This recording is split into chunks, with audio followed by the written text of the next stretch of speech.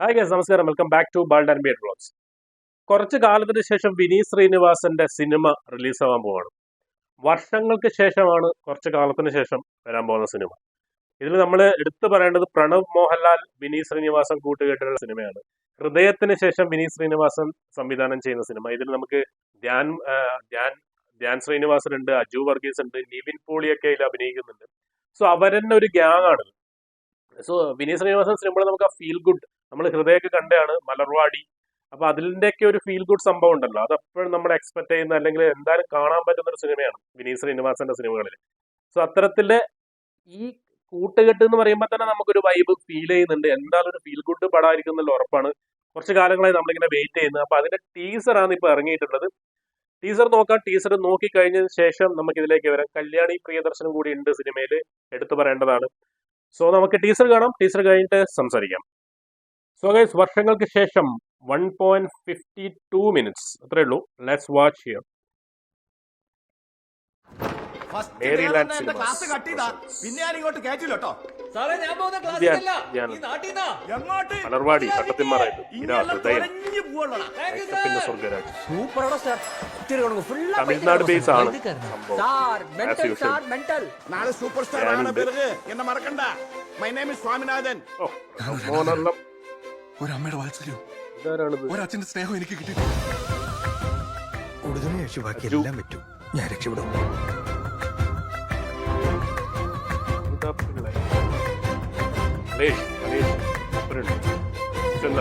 Same ആൾക്കാർ തന്നെയാണ്. പഴയ വിദ്യാഭ്യാസ സമ്പ്രദായ പ്രകാരം നല്ല ഓർമ്മശക്തി നന്നായി പഠിക്കുന്നവരെ കണക്കാക്കുന്നത്. അയ്യോ, ഞാൻ വളരെ ബിസിയാണ്.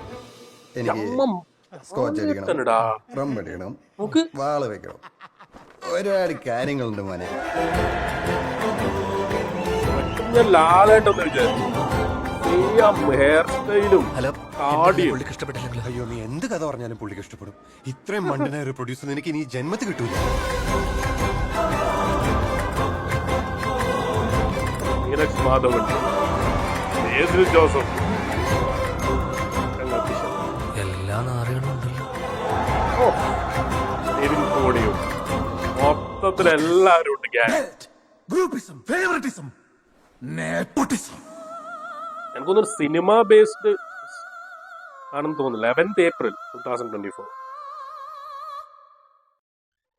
യെസ്, എനിക്ക് പെട്ടെന്ന് പ്രണവ് മോഹൻലാലിനെ കാണുന്ന സമയത്ത് എനിക്ക് ഈവൻ എന്താണ് ഹൃദയത്തിലും ചില സൗണ്ട് മോഡുലേഷൻസ്, ചില ഒരു മാനറിസം കറക്റ്റ് ലാലേട്ടൻ, ആ പഴയ ലാലേട്ടൻ അതേപോലെ എന്താ പറയാ സ്ക്രീനിലേക്ക് കൊണ്ടുവരാൻ കഴിയുന്നുണ്ട് പ്രണവിന്. ആ താടിയും ആ മുഖത്തിന്റെ പണ്ടേത്തെ ഷേപ്പ് കറക്റ്റ് ലാലേട്ടൻ.